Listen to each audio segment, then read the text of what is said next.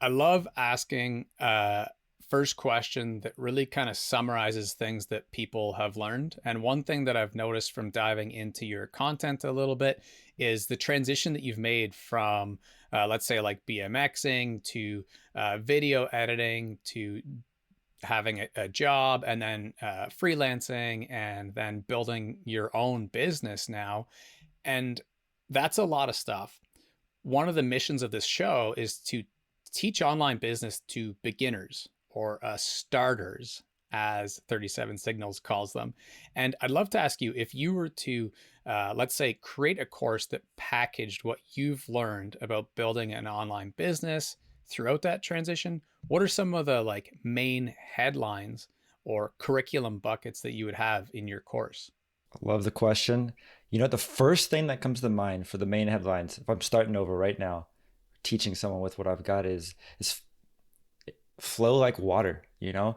Don't have these hardcore expectations that you ladder yourself up to for pass or fail because you're starting, you know?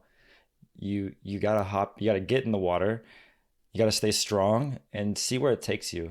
And don't, don't let expectations be your own worst enemy. So that's the first one. And second, I'd say be nice, be nice to people because it can go a long way. You never know who you're talking to is at this moment in the future or in the past and what being nice could do for you. So being a decent person and just not having the strongest expectations is going to get you a long way. And then technically, um, I'm throwing someone in Premiere Pro and tossing all sorts of challenges and problems at them. Not how to make a beautiful video, but how to get out of a real sticky situation. So those are my three pillars. It's interesting because as I was queuing up that question, I mentioned 37 Signals and Jason Fried. And I know one of the things that he talks about is that we all have plans. And it kind of reminds me of the Joker in the Batman movie, too, where he's like, everyone wants a plan, and unless everything goes according to plan. And what Jason says is that as business leaders, we should only really make guesses and then we should try things. Like we should never have plans unless we treat them as guesses. And that whole idea of being water and kind of floating and figuring it out is sort of what you're talking about.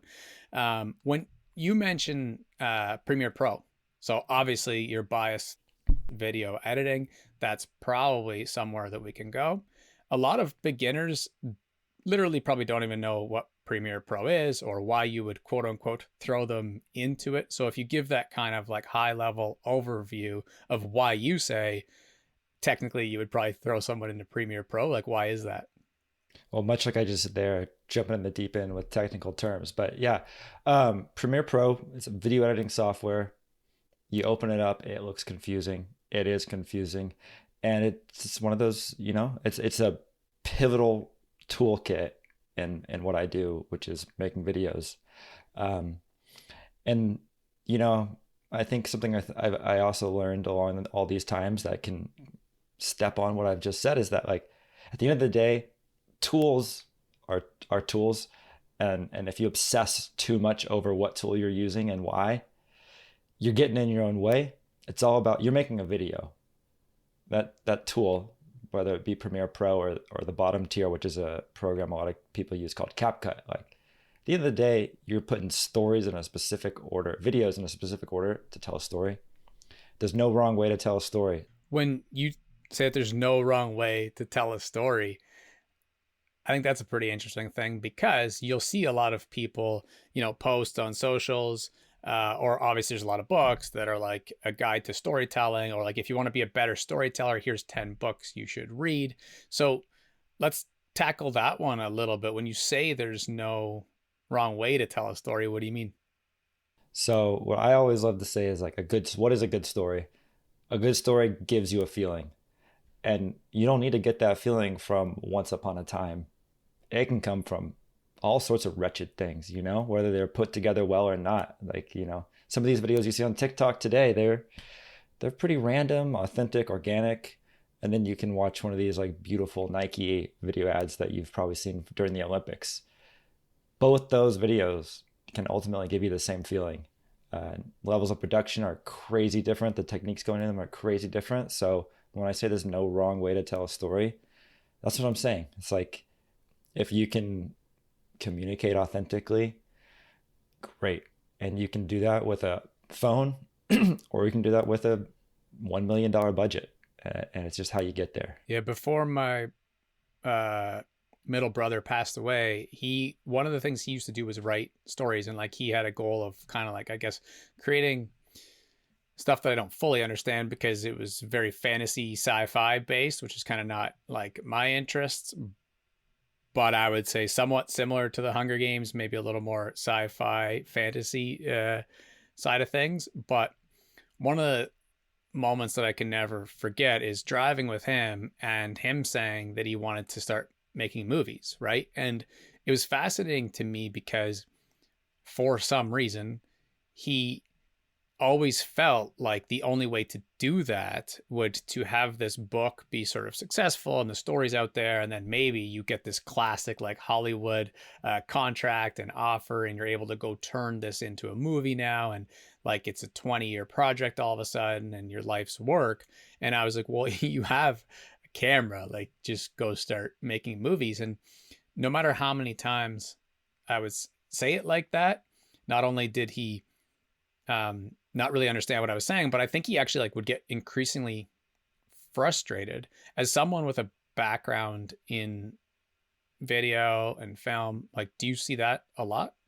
You know, I think a lot of people I see can get in their own way, but when I'm thinking about the people who are just like true masters of their art, aficionados of that, of their world, it's often like people who, and it's just hard to put into words, but people who know what they have and and they've got their world built, whether that means they're a kid with a camera or a dude with access to the biggest studio in Hollywood, and they know how to operate in that like world, those with those tools that they've got that's theirs.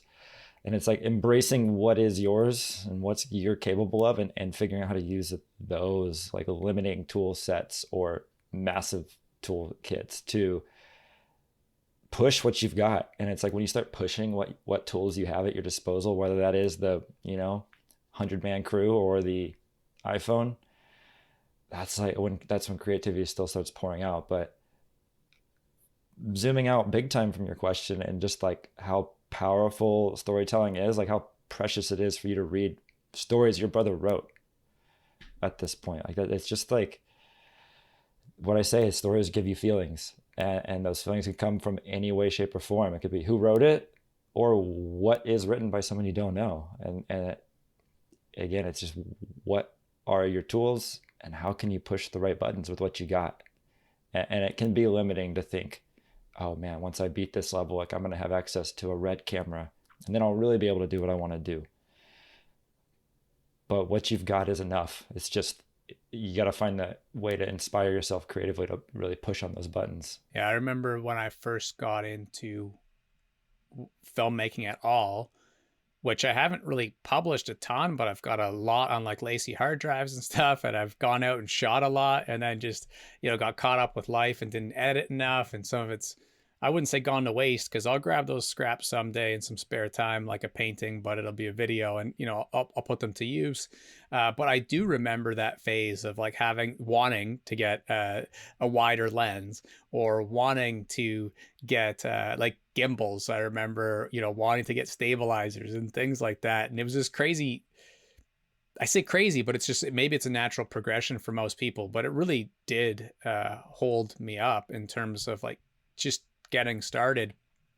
You mentioned the idea of just creating on an iPhone, and another really good video editor whose work that I love, obviously famous, Casey Neistat. And one of the things that he always says is when people ask me what camera I should use, I say, just shoot with what you're holding or whatever camera you have that's best for that you have in your possession at the moment. Like, and that's it. And just keep going. It's still so much easier said than done. On a personal level, when you first started getting into it, can you remember when you started to feel a little more free as a creative, or did you just like always feel like you could create without constraint?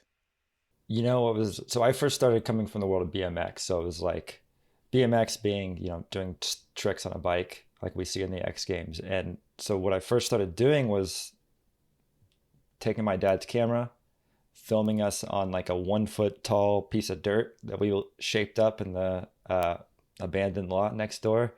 And we just wanted to see how high we got, and that was it. But you grow up watching bike videos, right? And there's such a template to those videos. I mean, there so many are all the same. Very few break that template. You know, it's like a skateboarding video, part, part, part.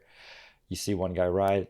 The introductions of those are where the art of whoever made it kind of comes out. If you've ever watched the skate video, and so my friends and I at like 12 years old, we're always trying to film our parts, if you will. And we try to make videos all the time. So I find it was really helpful looking back, having that template to operate in. So I had these boundaries that I knew I'm making this type of video. And so I just did that from 12 to 22, really to like 27, truthfully. And that's what helped me, I think. I've never looked back and thought about it that way. But yeah, I was having this kind of template, like I'm making this type of video and I'm going to do it over and over and over. And I was fueled by such just incredible passion because I love this sport so much. It got me a long way. At that point in your life, were you posting, or was it just a matter of getting good at video editing? No, at that point in my life, we were in we were in the early 2000s, so there was no posting to do. So what was cool though is I was making a video, and this goes along with kind of how we opened up with like you never know who you're talking to and whatnot. But I was making videos for myself all the time. I was 14, right? And one of my closest friends I met without knowing it became a great friend of mine. He grew up to be one of the top BMX riders, my buddy Randy. And Randy and I were always filming each other, you know, for 12 years. We filmed each other all the time. And as he ascended, I was filming, you know, what used to be for us to watch became, you know, for big bike companies up until these massive, enormous, as big as it got bike companies that I grew up loving as a kid. So it really, that was super special times. And it goes to show just you never know what you're doing, but if you never know who you're doing things for. And that's how I got to the place I got to, which was ultimately we were making DVDs. So that's now we weren't posting, but we were making DVDs. I remember the first DVD we made with a group of friends. I think we made, I'm pulling back in the memory bank, let's just say like 1,000 copies of the DVD. And we didn't know quite, you know, there were some of our friends were ascending big time in the BMX world. And this was whenever it was magazines and DVDs. And we sold all 1,000 internationally. You know, we had sales going off in Japan and England. And we were just floored. I think we had to do 3 more orders of 1,000. And it was just an incredible time in our lives. And then that same company, I claim we posted the first ever web video in BMX. I don't know if it's accurate, but I love to take that claim. And we put it on our website. It was a company called V Club BMX. There was no YouTube at this point. So we posted a QuickTime. It was QuickTime Player online. And it was like a 6-minute video. And I remember we had never heard of this, but bandwidth charges. We blew the server out of the water. And the owner of the company it wasn't mad, but he was like, you know, he got charged a number that had 3 zeros at the end of it, which was big at the time. But in the end of it, he was like, dude, that was an amazing fee for the publicity that ended up getting us. So that's how it started off posting. Although today it's all Instagram, Twitter, YouTube, right? But some fun stories of the early days. I was just going to say, to your point, that's like a really cool story that you should share more, and share that you do own that you're the first one to post a video of BMX online. It's a bold claim. It's a Till bold someone claim. comes along and changes what might even be a fact anyways, then you should just still tell that story because I think it's pretty cool. I can relate in terms of my buddies and I, but I was always the one because same thing. My dad had the camera and the cassettes, so then I was the one that would bring it, and then obviously I had it. Now, to this day, I can't find the content, which I think on a 50-50 scale, I'm like a little bit disappointed, but it's probably for the better because we were always filming. Well, I did two things. One was like Jackass style content, and that's probably the majority of it. Like, Oh yeah. I don't know what the statute of limitations is, but things that like if we were to post it now and had done it last night, we'd probably get arrested for trespassing or If it something. comes off cassette, you're probably safe on statute of I think limitations. so. That's exactly it. I think based on when it was, I think we're good. We were also like same age, 15 or whatever. Um, and then a few years later, when I was playing university football, I brought it to university, and I would create like basically what Netflix does with the NFL in terms of like the behind the scenes stuff with like receiver and quarterback. Like I was doing that, and again, it's like almost 20 years ago. There was nowhere to post, but I was just making it, and I even remember at the time, uh, like kind of being an outcast.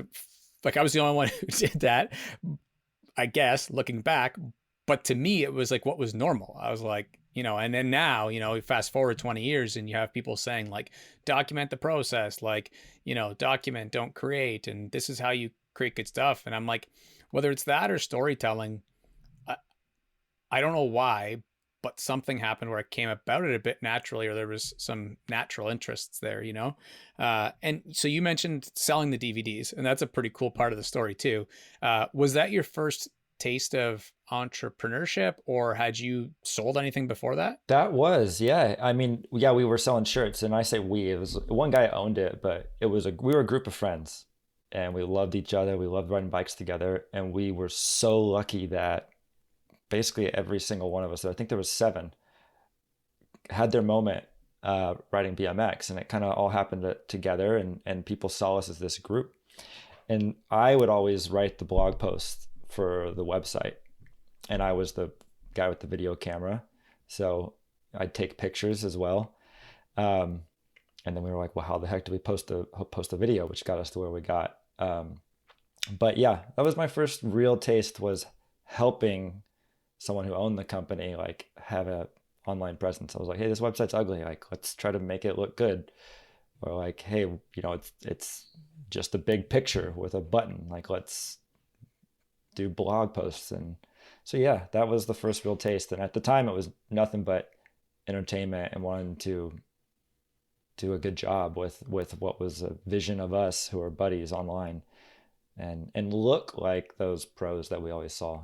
Yeah, it's another thing. I feel like this episode is very specifically going back in the memory bank. Like it's like going back in time, which is not a bad thing, but it's reminding me of some moments when like Facebook first launched, for example, and like I messed around on there and was thinking like, oh, it'd be cool to, be able to like get a group of, I played receiver in football, and it was like get a group of receivers together, and then we could be a group that like supports each other and go out and run routes and throw a ball. I never did that, but like, thinking of different use cases.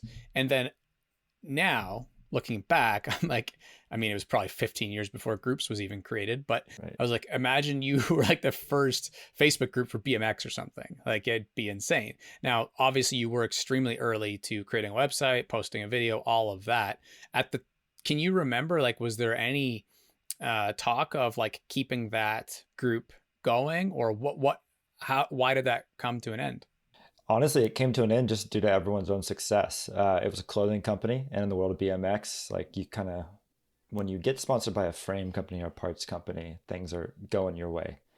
And a lot of us did, all of us did, but they weren't on the same teams. And so now, instead of us selling DVDs to go on another trip together, it was like, well, when can we find time? Because Randy's on Volume, and Ryan's on Mutiny, and this guy's on Fly and going to Spain. So we got pulled our separate ways due to our own success, if that makes sense. Beautiful story with a blessing and a curse. Curse. Yeah, it's pretty special though. I think that's an awesome way to end it, so to speak, and wrap that chapter of it up, and then move on to your other things. And then, so how do we go from BMX riding with friends, filming a little bit, and then did you like turn pro yourself and like ride BMX for a while prior to getting into editing? Absolutely, yeah. So editing literally is why I ended up being a pro, because my buddy was a top dog in the sport. I was always filming him. So I was riding with owners of companies often because of the nature of being with Randy, and I caught some the right eyes, and so I rode professionally for about 3 years, and it was amazing. It was a dream come true. I traveled all over the country, mainly in some world trips, and did some interviews in magazines. Got to stay in a house in Palm Springs with my absolute heroes. Literal people who were on my like middle school folders. I got to stay in a house in Palm Springs and ride with them for 10 days, and so it was a literal dream come true. One of my favorite topics is like the idea of pursuing a big dream. I have Bob Goff's book Dream Big. I've got a few others. Maxwell's is on like 7 steps to like double check on your big dream, like that. That sort of topic. Previous guest, Maya Marsha Weeder, was on Oprah's couch twice, and her entire brand was build your dream. Like she built that thing. She's basically retired now. You can still find her work, but she's kind of just painting and living her dream in Spain right now, I think, and just chilling. But that topic is pretty like esoteric and kind of is random for a lot of people and can be confusing.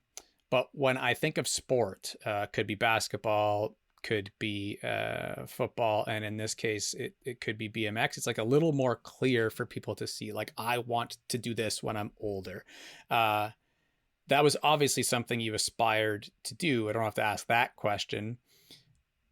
But when you were there and you had turned pro, was it all you had hoped for, or was there things about it that you didn't really expect? That's a lovely question, and I would imagine just about everyone feels sort of what I felt, which was like suddenly your number one passion, the thing you live and breathe for, has responsibilities.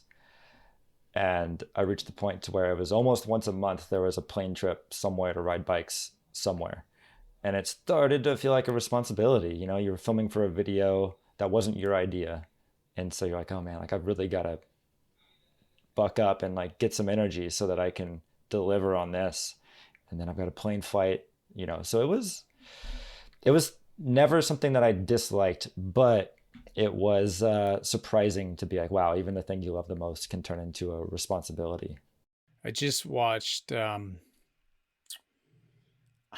can't remember if the title is Evil Pop, but the documentary about the NSYNC Backstreet Boys and their manager who, like, long story short, died in prison after getting a 25-year sentence for the way that he built those bands, like all the boy bands that he built. It's a pretty fascinating documentary, and it opens up a whole bunch of different topics about business and life and stuff.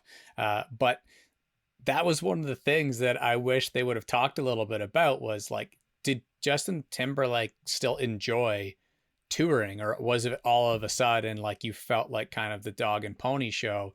And they kind of hinted on it, but they never really went deep on that topic of like turning what you love into a job. I know a fellow podcaster, I'm not sure if he got it from someone else, but he said that there's nothing worse than turning your hobby into a job, because then all you have is a jobby. I was like, yeah, A it's pretty good. jobby. Oh, yeah. That's good. So when speaking of jobbies, you go from uh, pro BMX to the world of becoming a video editor, or like what, fill in the gaps there for us. Yeah, it's a funny gap. It's about a 3 hour window, that transition. I was still riding pro. I was visiting my sister in Los Angeles, and I was, kind of like trying to see if I was just gonna, after college, just really go head first into this BMX thing and see how far it could take me. While I was visiting her, I was like, you know what, I'm in LA. Like, I love editing. Why not just like, well, I'm here for 10 days. Let's open up Craigslist and see if I can just get a little job. So I did that. I applied on Craigslist to a handful of jobs, heard nothing, show up at LAX, at my gate, get a phone call. It's this guy who's, talked shop about editing a little bit, asked if I can come help him finish a job he's working on a Thursday. I believe it was Tuesday. For some reason, I got back on the plane, flew home to Texas, Landed, thought that was stupid. Bought a one-way ticket back. Showed up to that guy's job interview on a Thursday.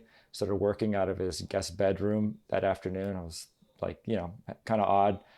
But the client that he was working on was Disney Parks that day. And I was in his guest bedroom working on Disney Parks. He built a really lovely relationship with Disney Parks. And I went from working in his guest bedroom to we had made so much content for Disney over that first year that Disney would have us come into their internal marketing advertising agency. So we'd show up there, use their edit bay, and eventually it just became a no questions asked, like just show up to Disney, even if you don't hear anything, like something's going to need to get done. And that lasted 3 years of operating inside of Disney and Disney Parks specifically. And during that time, you know, working with someone like Disney got me and these guys. It was an agency, small agency, for four of us total. And through Disney, we landed some other clients, and suddenly we're inside of Disney Parks Edit Bay working on non-Disney clients. And we thought, well, we're getting too big for this. So my boss moved us over to leasing space from a large agency in Hollywood, literally the city Hollywood, not the figurative speak. But so we leased an office from there, and we were there for 3 years. And it was the four of us became 7, 8, 9, and we'd flex out to almost 12 during the bigger seasons. And so we grew too big for that. And my boss, mentor, we ended up in a 4,000 square foot studio after that. And that's where we saw it all until our time ended together. So I went from a guest bedroom with my mentor to building the whole thing brick and mortar from the ground up. So it was a beautiful journey. It all started from a Craigslist ad during a trip to LA. And it seems like you've got like 3-year cycles as a theme, which is kind of It's interesting. true, isn't it? So Yeah. nothing wrong with that. I think I'm pretty similar. Mine might be shorter, but when you, so how does that end up turning into, is it another quick leap between that and then starting to build your own thing, or what happens that it is 3 years and not 30? That was a bit of a slow burn there. So that agency was incredible. I mean, I had the mentor of all mentors. I'm convinced. I don't know where I would be without him. And it was freelance. It was always just a freelance thing. Like he would have us come in if we wanted to. Not if we wanted to. We'd come in if there was enough work. If there wasn't, we'd stay home. And when I'd stay home, I'd be like, well, what can I do from home? Um, so I'd, producers who I had met in passing, you'd reach out to. Sometimes you'd land the job perfectly to where you got, you'll work 9 to 6, come home from 7, crush a job from 7 to whatever time. And with the pandemic, those gaps got really big between jobs. And so I was in a unique position to where I knew a bunch of producers who worked at large companies who suddenly lost their internal teams. But I was already set up to work from home because I had been filling up these gaps during my freelance time so I could work out of my little home studio. And COVID just kind of fast tracked those what could have been a 3-year stretch into, well, it was probably a handful of months. And Upwork it was big, but it wasn't huge at the time. So I got on Upwork, was able to throw up credentials like I worked at Disney, CNN, Meta, NFL, and so forth. And that did really well for me. And so Upwork really was a launch pad in those early years. There was a time where you typed in video editor on Upwork and I was always in the top like 1 to 5. And so that was a lovely lead generator for a handful of years. And now, continuing from that, right? Like that's how I got there, Justin. It was what was being a slow burn massively accelerated by the pandemic. Right at the top, like half an hour ago, you said that if you were to give someone a piece of advice, the first thing would be to kind of follow that flow of the river and like keep pivoting and seeing where things go. And obviously this is exactly how your entire career has played out. Upwork is an interesting thing to bring up because I'd be curious if someone else were listening to this, they're say 17 years old, they hear the term agency, but they don't really know what it is. They hear the term freelance, they don't really know what that even means. But they also see the content out there where you have long form video, you have kind of shorts and reels, and that vertical, quicker hitting stuff. Uh, if I was about to say a kid, but they hate that term. Let's say a teen is listening There we go. and they're thinking like, how do I get into freelance? It may not be fair for me to ask what you did with Upwork and stuff 4 years ago, 5 years ago. But if I ask it right now, like, and you were giving advice, maybe it does come from your own experience too. But what do you think someone should do if they are thinking about getting into editing themselves? I love it. I love that. What I would do today is like, I think one, having a safety net of some sort is huge. Like, you don't jump into the deep end unless you've got some sort of bottom to catch you.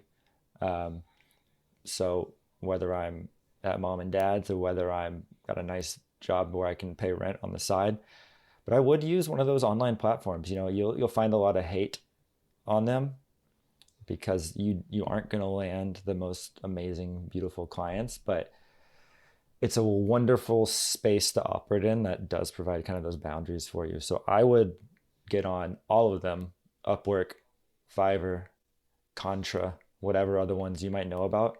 And you're going to have to really spin your wheels at the beginning. And even me at that time, with what I said, well, I had great credentials, I did, but like those first few jobs were brutal.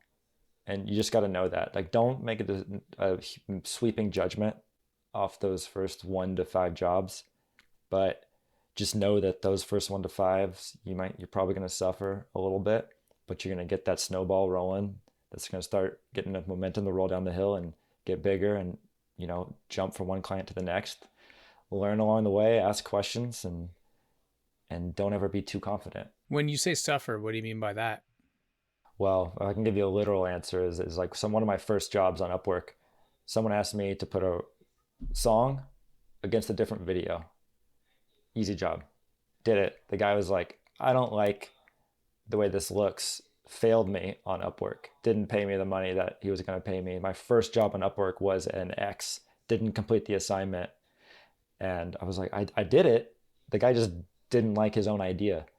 And it's because you're operating in the beginning with people who are going to hire someone with no proof. And so you got to be just willing to know, like, this is where I'm at right now. I see myself as higher, right? But I'm on this website, I'm nobody. So let me get from nobody to who I think I am, and be humble at the beginning. And in terms of the ability to keep building that, like you said, it's going to be easier because you push the ball up the hill and then eventually it grows and you're going to be able to build some momentum and stuff. Uh, what were some things that you kind of learned the hard way in terms of building your own momentum? There's a few pivotal ones. One's that first one where you get failed for someone not liking their own idea. Tough. But you take it on the chin, you go forward to the next one. And after that was, learning, once I had enough of a reputation on Upwork, because I really did have to rebuild kind of from the ground up despite huge names behind me. And again, this is during the pandemic, so it's like, as a freelancer, which is, means you don't work for a company, you go project to project. I had to just find a way to make a living. And so that second big lesson in my mind was taking on a huge job with like 40 videos to deliver for a chunk of change that was nowhere near worth it. And knowing, like, I know that I'm working towards building something, but this is going to take so much time away from me to knock out other jobs and build better momentum, get those reviews to help push myself up to that next spot. And this again is all in the context of we're building ourselves up as a freelancer from the ground up. And the next big one was when I had grown up enough over there to operate more as an agency where I'm hiring out other people to help me complete my work. And I hired a person who looked like a great hire. They were a graphics designer. I hired him for one project. The day before the first review with the client, I had never heard from them. And about 10 p.m. that night, I realized this person took the money and ran. And I was in San Francisco. I was living in Los Angeles. I got in my car. I drove. I think I left. I, I was in the car at 10, so I must have gotten home around 1, 2 in the morning. And I just started working all day. I called whatever friends I knew that had a skill set. I was like, who tonight can pull an all-nighter with me? And I called a couple of people I worked with over the times, found someone who was like, all right, let's do this. We knocked out what was going to be 2 weeks of animation in 32 hours. Wow. And that was an enormous learning curve in communication. It was all it was. Like, I should have just, I can't hire a person from South Africa I've never talked to and trust that I'm going to get a video on the 10th of January. I got to talk to them every step of the way, make sure make sure they feel respected, but also make sure that I'm doing my job instead of just thinking I hit the button higher and then get the deliverable. That was a massive learning experience. And it's those mistakes, you should go out there and make them too. Like, if I didn't make those mistakes, I'd be keyed up right now to blissfully walk into that trap. So it's so good to make those mistakes and feel that pain, because it's going to help build that snowball up into whatever it's going to become. Yeah, another reference back to Jason at 37 Signals, and it's just because I just re-listened to one of their books, is he talks about how a lot of people say learn from mistakes and failures. And he's like, that's not wrong, because it's going to happen. If you fail or make a mistake, like, you have to learn from it. But it's way better to just learn from successes if you can, because that leaves clues that you can actually follow. And I remember hearing that the first time that I read the book and was like, not that I disagreed with it. Like, that's the type of person that you're just like, you're not going to really disagree with too much. But I remember hearing it and being like, well, I do think failure is important, but I misunderstood it a little bit. Basically, all it meant was there's like a million ways to fail, but with that little problem you're working on, like, you might as well figure out how to succeed. And when we think of those challenges that come up, it's kind of weird, but it's almost like just flipping that a little bit and being like, okay, to succeed, and then you said it right, like, communicate better and make sure that you're staying on top of them and stuff like that. Before we move on to, like, I really want to talk about what you're up to now and your skill set, and then like some of the things that you've learned as you've developed and built all this specific knowledge. But just for the sake of making sure we don't leave people wondering too much about that story, do you ever end up hearing from the person from South Africa who ghosted you? I did, after the due date. Yeah, after the due date, I heard from him, and he said he had a power outage. So did you end up with two versions of the video? No, he never delivered it. He's likely, I did say, like, hey dude, like, I haven't heard from you. I've launched and creating my own thing. That's what the client saw, so that's what I'll move forward with. And I don't remember the specifics if I had his, but whatever I created was far from what he created. And he was a great talent, but not a great communicator. Mm-hmm. So, but I ended up, that job went great. That client hired me for 2 years later, 2 years going on past that. So I can say I successfully salvaged it. That's right. The all-nighter was worth it. Yeah. I don't know if my buddy thinks that, who did it with me, but it worked out for me. Along those lines, a lot of people who are also starting out, like, hear the idea of, like, kind of like having to hustle and grind, and then you might see another video if you're flipping through TikTok that says, oh, you need to do like a nice slow morning routine, and you need to have balance and rest. I saw one today. It was 3 pictures of Olympic athletes who were each like taking a nap during their event. Like, in all 3 cases, they were just chilling while they waited for the other athletes to go. Right. And when it comes to the idea of getting started, like, how do you deal with being able to balance, find focus? Like, what is the routine, I guess, the life of being a successful creator look like in your case?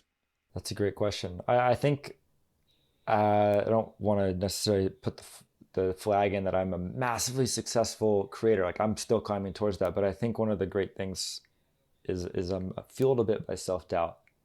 It's kind of my fuel that keeps me going, is I always know that I can be doing better. So my routine right now, I always think I can improve on it. But I think it's huge to realize that every single person needs their own thing. That might mean that you're taking naps in the middle of the other person's routine. It might mean that you've got your music on 10 and you're screaming in the corner, you know? No way's wrong as long as it works for you. But personally for me, I like to wake up, get some exercise in, drink water, get some sunlight, eat a good breakfast. And when I'm ready to start getting to work, it's a real good cup of coffee. And I try to keep that consistent. I do believe there's some merit to like a strong routine. And one of the things that I do is jot down ideas, like I think any multi-passionate person has to, or else your head will explode. And having some kind of system for like idea capture. And one of the things that I jotted just this morning was something along the lines of, there's a huge middle ground that we can access between hustling and being lazy, and I think some people feel guilty like saying, oh, I watched The Bear on Netflix, when they're like talking to someone in the business world, because like, I mean sorry, I'm supposed to be working. I was grinding. Yeah, Yeah. I was working. And then that leaks into our own minds, where you're laying there watching The Bear on Netflix and you feel bad during it, and that's obviously not healthy. And then there's the flip of it, where you have not missed anything that Netflix has uploaded in the last 10 years, and it's going to be pretty hard to succeed with anything in that regard. So I think it's always cool to just talk about what people's routines are a little bit, or how they strategize around that. And you mentioned that your mentor at the agency prior to freelancing was someone that you are super grateful for. What are some things that you can remember learning from them? Oh man, I could go on for days on end, but some of the biggest things that meant the most to me personally were once a month he would take each one of us out to lunch individually and ask us about how work is going, how our personal life is going, and how we're doing towards achieving our career goals.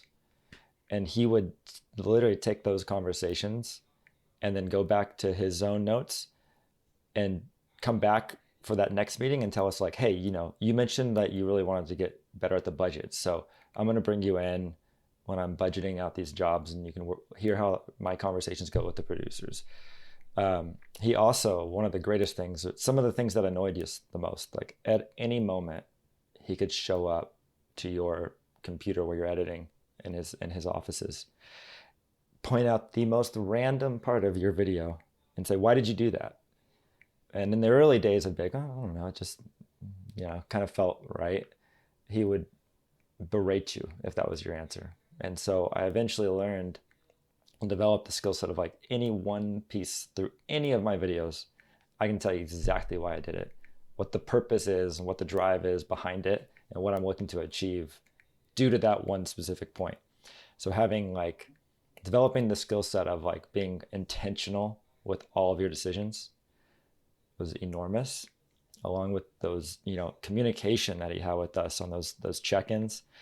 And then in the agency world, especially in Los Angeles, there's a reputation of working late. People aren't afraid to ask for that extra bit at 5:30 p.m. on a Friday.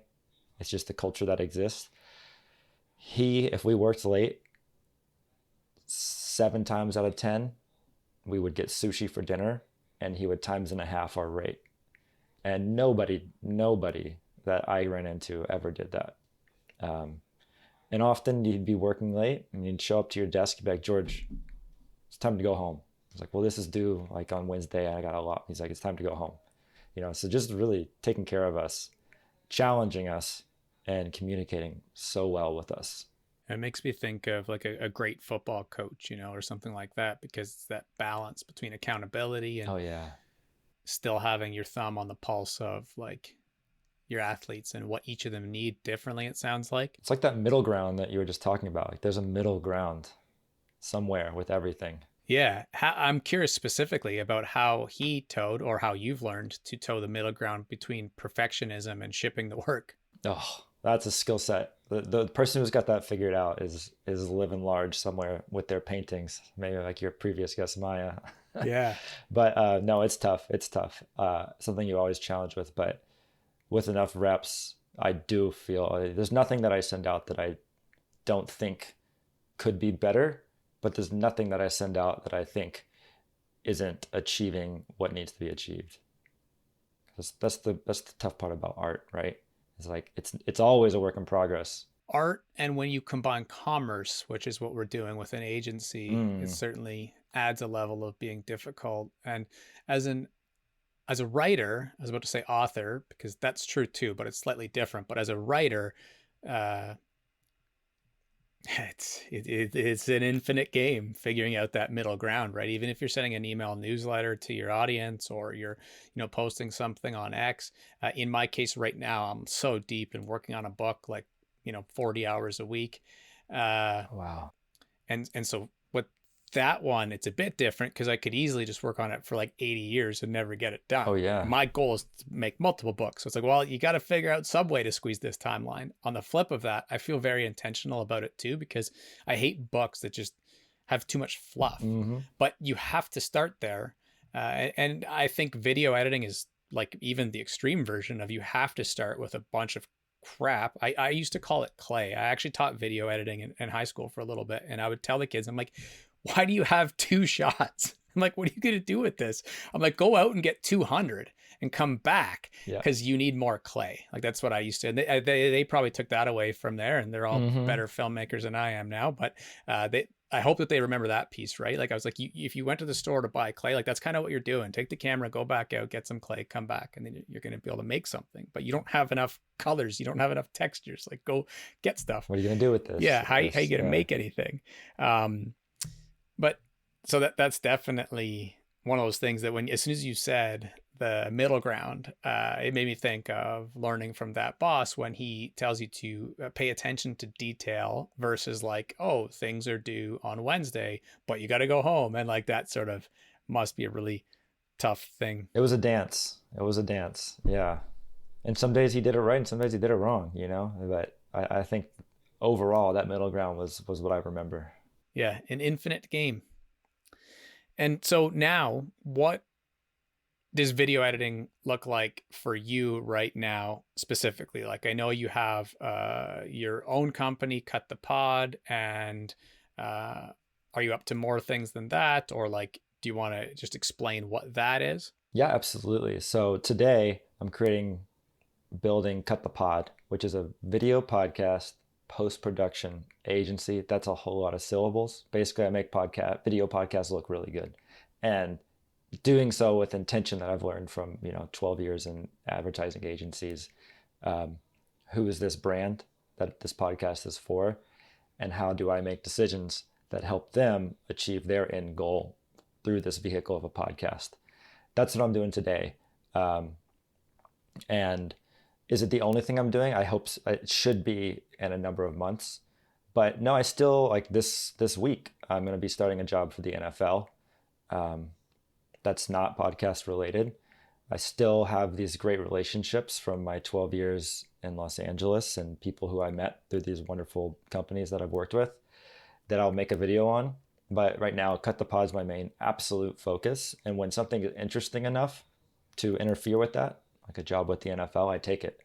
Um, but my goal now is helping brands make podcasts that have really high quality output, um, but also have some fundamentals in their whys, much like my boss walking over my shoulder asking me why I did that. Just because you look good doesn't mean it is good. And so I'm loading them up with intention to help them achieve their end goals, whether that's sell more product or reach more people. Obviously, you have the art side down because, like with so much experience and expertise, and like you turned around that one project when the dude bailed on you in like half a day and half asleep. But we were just talking about like the idea of having to combine art and commerce. So there's probably a lot on the technical business side that you learned about building an agency. Like, What does that look like for you? Yeah, I took my blueprint from my mentor and I'm doing that. And so I work typically with a core team of three that can grow as big as I'll get is probably six if I'm juggling too much at one time. Um, but I am copy pasting everything that I learned from my mentor. So, but today I have an editor based in Hawaii, an editor based in Alicante, Spain, a amazing colorist who's based out of Ukraine, and a graphics guy out of Sacramento, California, and a lovely musician who scores and composes and makes all the sound effects that I'm working with, who's in LA.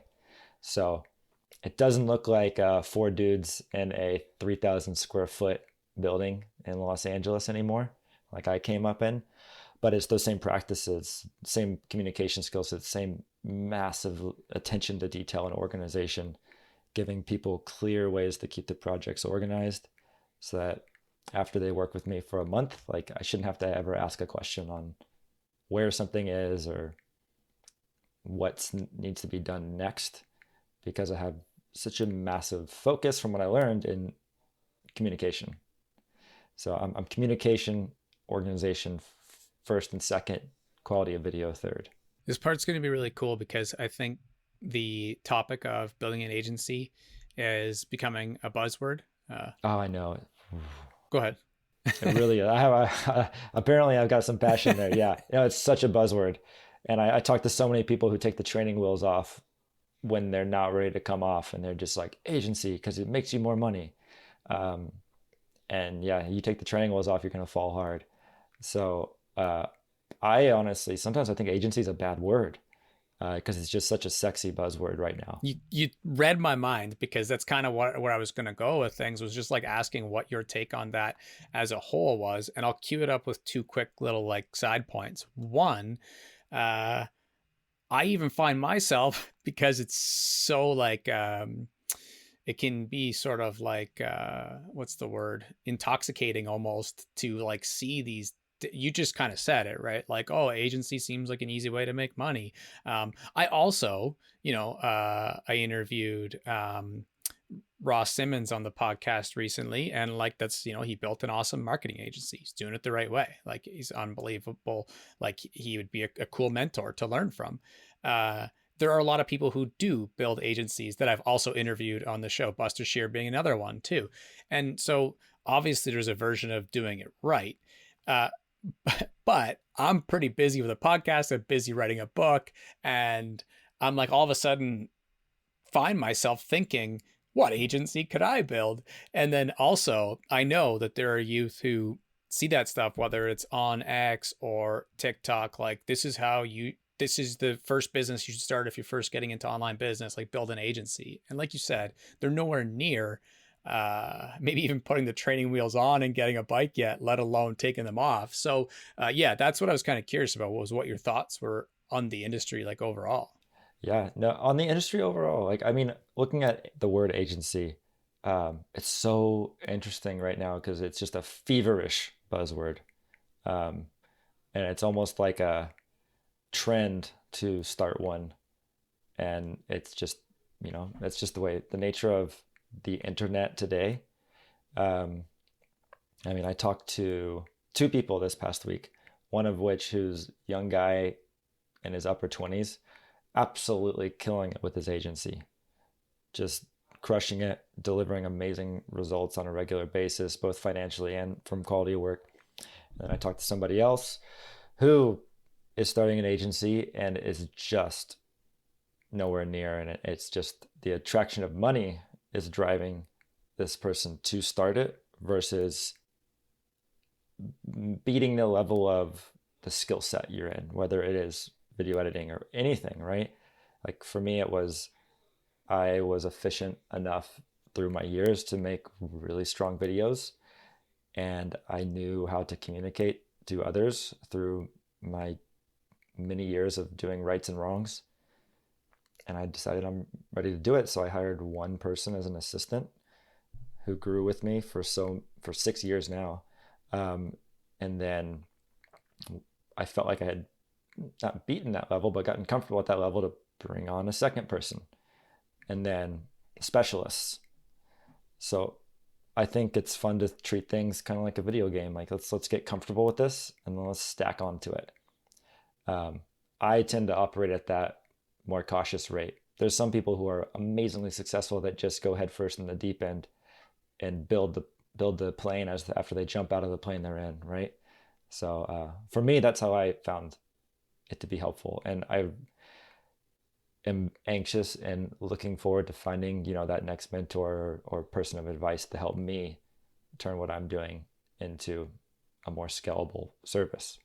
And it must be transferable in some ways, because in some ways an agency is probably an agency, meaning like you could learn from someone who also has a ghostwriting agency, or a podcast like audio only production agency, or some like different niches outside of video editing. But I think each of these mediums bring their own unique skill set that's also required. Again, you kind of have that part as far as the art of it all goes, and even communicating within the creative and content creation side of things. But there's probably a lot of learnings on the business side. So, how you mentioned that you had someone with you for quite a while. So, in general, how do you go about hiring someone? Well, the first way I hired my first employee was not the best way to do it. I went to an open house, and the real estate agent doing the open house said, "Oh, my daughter's a video editor," and this is a great way to get hired. Is she was just graduating college. I was, half of mine thought, okay, like here's my phone number, like whatever, let me look at this house. Um, then I got a text, and then she took that text, my phone number, and was like, "Hey, can I get your email? I want to show you a video I'm working on and see what you think about it." I was like, "Oh, that's cool. All right, send it to me." Then, "Hey, can I meet at a coffee shop in 2 weeks on this day and show you what I did with your notes?" I was like, "Whoa, yeah, yeah, definitely." And then at the coffee shop, she was saying, "Is there any project that you can give me unpaid? I just want to do some sort of work." Like she just called her way right into it. It was an amazing way. Before I did it, I knew it. I looked in the review. I was like, "Oh my gosh, this person's my first ever team member." Um, that'd be a fun way to get it with everybody. But today, when I hire, it's funny because when we were at the agency, we would work our tails off trying to hire the right people. We had a core group of 4, and we had such an amazing culture. It was hard to bring someone in to what was already so solid, and people would often feel left out when they would come join our team. So that was a balance I never figured out. But today, everyone on my team is someone who I have hired as a freelancer and really enjoyed working with them. Like really thoroughly enjoyed working with them, and thought I want to talk to that person more. I want to spend time with that person more, and found ways to work with them more, just because they've made the job pleasant along the way. And so I'm fully on contract work right now with all my employees, if you will. But I try to keep them busy Monday through Friday. It sounds like such a silly thing to ask, but it's just so important because there's a million ways, and it'd be easy to go like after some shiny objects. But how do you like get jobs? Because that's probably different than when you're at that original warehouse back in the day too. Yeah, and that's an evolution that I'm at right now myself, because I do get most of my jobs from what I would say doing as best a job as I possibly can on what I'm currently working on, delivering as great as a possible result, and also process along the way. And that has gotten me, almost 15 years into a career of video editing. And beyond video editing, really, I like to think it's more of almost like a story consultant and video editing role that I play. Um, and it's 90% word of mouth through acquiring a client, doing what I'm calling an amazing job and a stellar process that was pleasant for all parties involved. And that does a lot, you know, especially when it depends on who you're working with, which is why I opened up at the beginning saying like, be nice, flow like water, and deliver on what you're supposed to be doing. It's gotten me a really long way. And honestly, today I'm developing an entirely new process today as I try to breach into this new world of video podcast. Was fortunate to have some old clients to become creators who I'm able to work with today. Um, but if I'm being fully transparent, like I'm learning all that today and enjoying the process of that. Well, more and more people will go into video podcasting. Like any exponential innovations seem like they're so old, but it's really pretty new. Like YouTube just launched podcasts like within the year. Like it's crazy how new it all is. And for you, I don't anticipate any like quote unquote problems with it all because you do great work. And then there's going to be people who have plenty of money. And it's one of those things that I know from like Entrepreneur Revolution with Daniel Priestley, for example. Like one of the things that he talks a bit about is like the idea of packaging and selling things to people who have money, you know. And I mentioned my interview with Ross, and that was something that he said was a really big learning curve for him, was when he started seeing the different packages that marketing agencies would charge, right? Like 40K. He used the term 55K. And he was like, but then I saw people doing 500K jobs. And I was like, whoa, like, okay, that's interesting. And for someone with like a really big, like B2C kind of like background, well, first of all, no business background at all, but then eventually basically B2C, like thinking of kind of consumers and stuff, like who's going to buy a hat or a hoodie. It's been so interesting to interview and learn from so many B2B people because it can be hard when we show up with a B2C mindset, so to speak, right? Like, because that's not the people who maybe can afford it. But if, Sean and Sam from My First Million want to spin up another podcast, they don't want to have to do anything in post. It's like, okay, whatever it costs, and here's the money, and let's roll with it. And so you have, Mm-hmm. a ton of opportunity that way. And with the experience you have on the art and creative side of things, like I think you're just gonna crush it. But Thank you. the reason I was curious was you had said like the different editors around the world, and a color person and a music person, and there wasn't really like a marketing person, or there wasn't a salesperson. So that's kind of what I was a little bit curious, was like, I guess when it comes to that stuff, that's you basically doing it right now. Right now, absolutely. Yeah. And I'm wanting to, one thing I've always thought is that like no one's going to sell your work with the passion that you can. And I really do believe that. But I'm also reading a book. I've read it now. I'm on my third time through. Built to Sell. You ever heard of that one? I'm familiar. I haven't read it though. It's an amazing book because it's basically a nonfiction book that's framed as like self-help for someone who's in an agency and wants it to grow so they can sell it. I'm consuming that because it's showing me how, in a quick fun read that's about an actual person's story where they make figurative characters out of their own lessons they learned in life, they're building that company, that agency, to sell it, which is not my goal.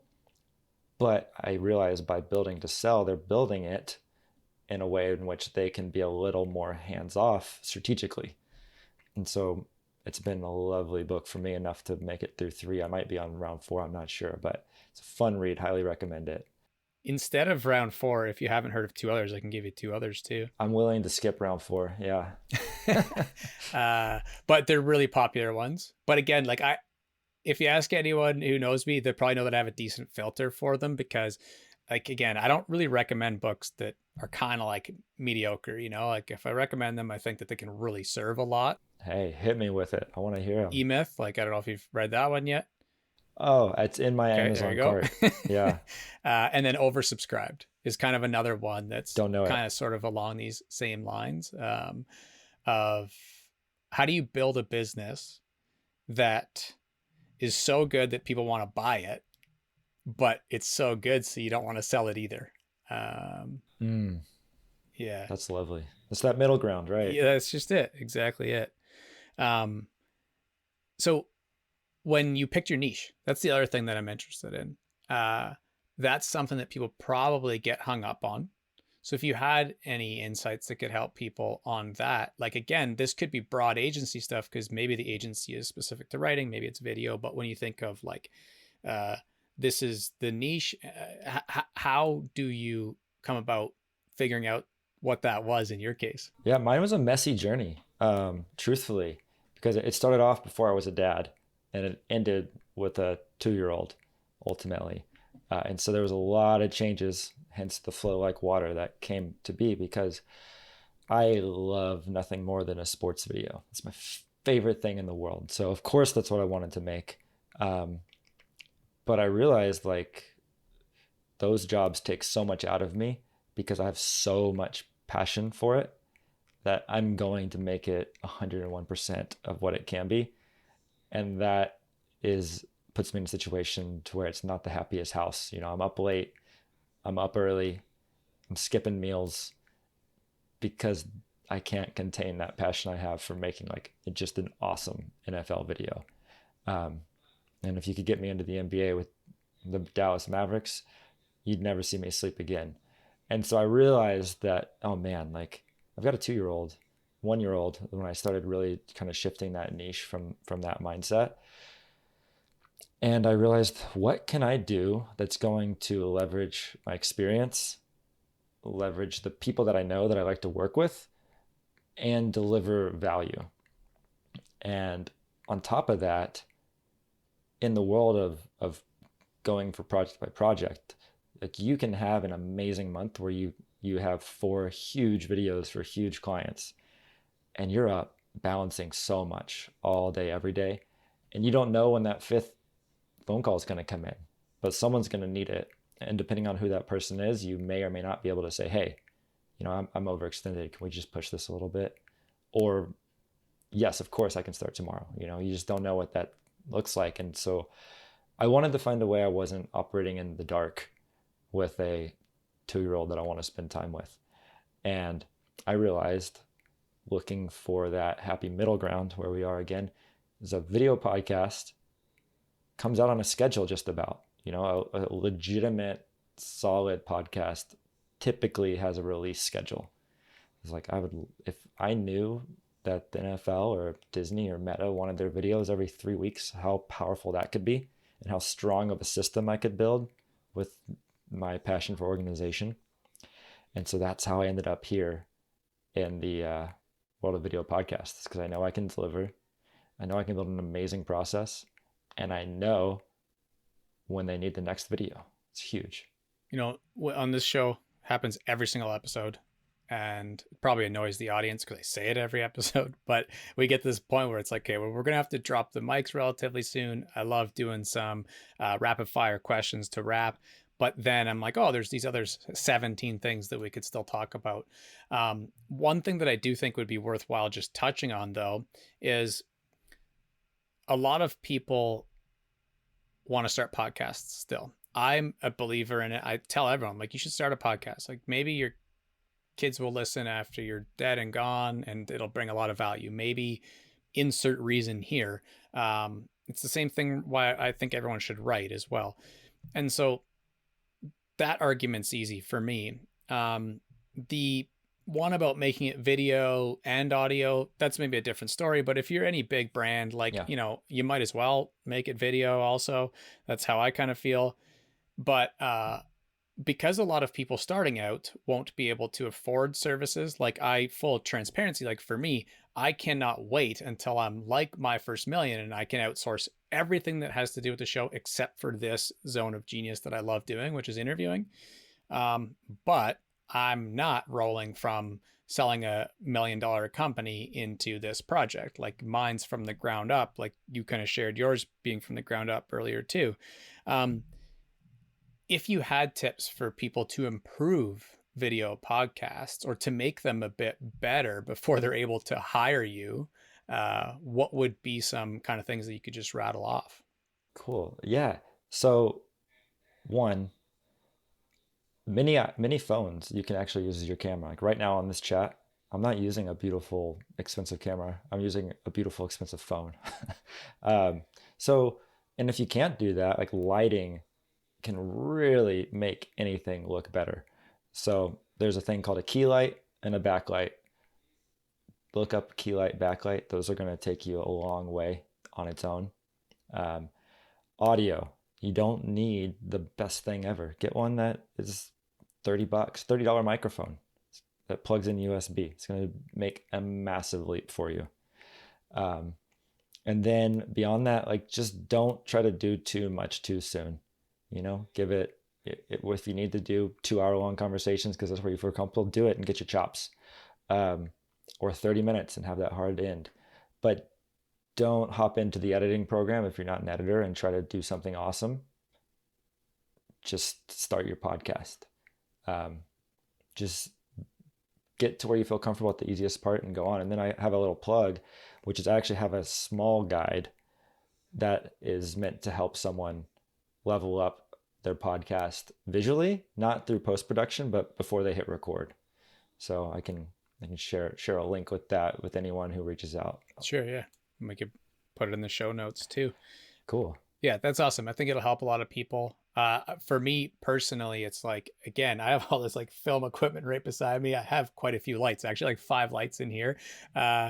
And it's this tension, kind of what we talked about earlier about between shipping and perfectionism. And I started with like a really nice video production, basically studio, right? Like everything. And then I realized that I wasn't as focused on what my main priority at the time was, which was just doing great interviews. Like I was getting distracted by it almost. And so again, like you said, start where you are, continue to build.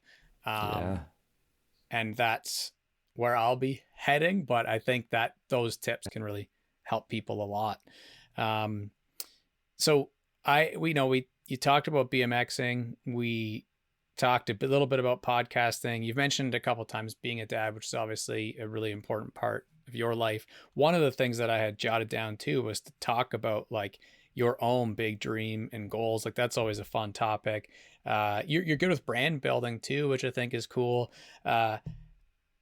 Before we do these rapid fire questions, and as I recap those topics, is there anything that you feel like you would feel like you left out if we didn't touch on it? You know,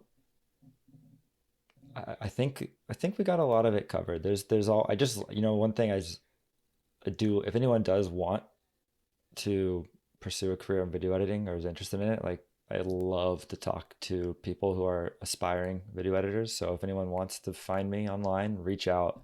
I'll be more than happy to talk to anyone at any stage of their career and help out if possible.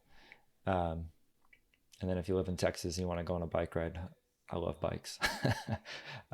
No, we covered a lot of great stuff in this my career up to this point, which is still very early. We hit on the big topics. I think the big one for me is I love sharing about how helpful this mentor was, and I love sharing how as a video editor you can become so much more than a butt in a seat. I think a lot of people in a lot of creative careers, some might feel most comfortable being that butt in the seat, but you reach a point, which I was taught by my mentor, that like I can be the arbiter of a brand's footage and help them find out the best way to tell stories with what they have at their disposal. So you really can become almost like, I think I said story consultant. That just fell off my tongue earlier, but it's a position I find myself in a lot. Like when I work with the NFL, I get a hard drive. That's the beginning and the end of the conversation of the story. I have context on what we're doing, but you can really use it as a great position to build a career that goes beyond simply executing the commands of a client. Yeah, it's well put. A lot of meaning behind the work, which I think people wouldn't see when they just see final products or like scrolls at the end of who was involved, Yeah.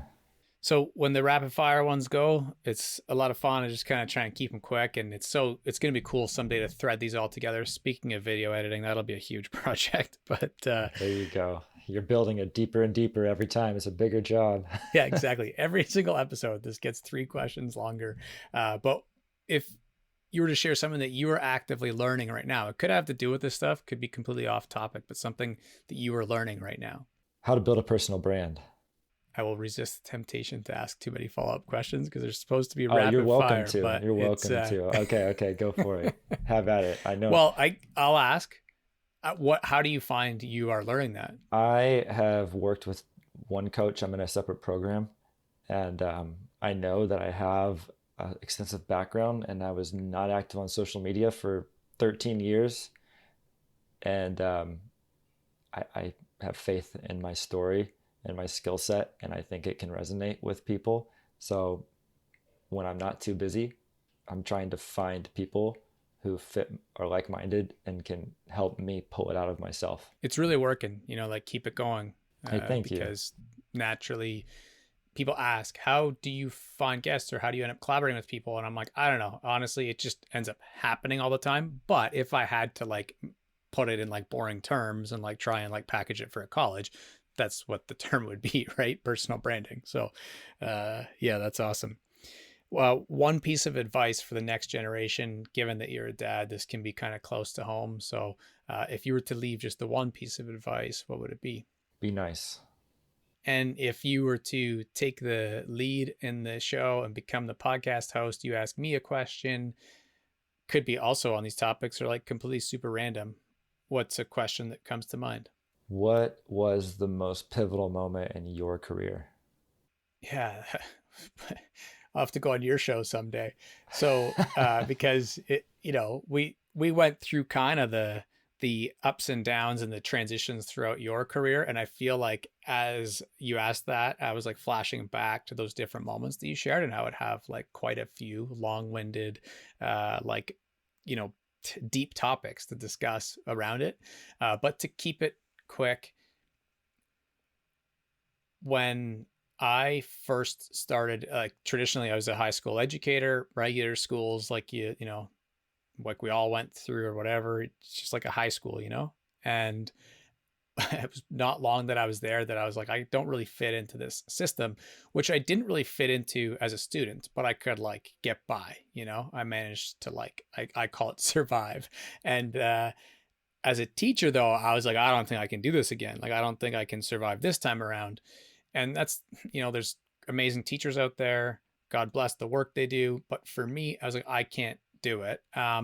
And what happened was I found a school for mental health institutions. Basically, we provide the high school to youth who are in places like jail, school for teen moms, addictions, homelessness, crisis, stuff like that.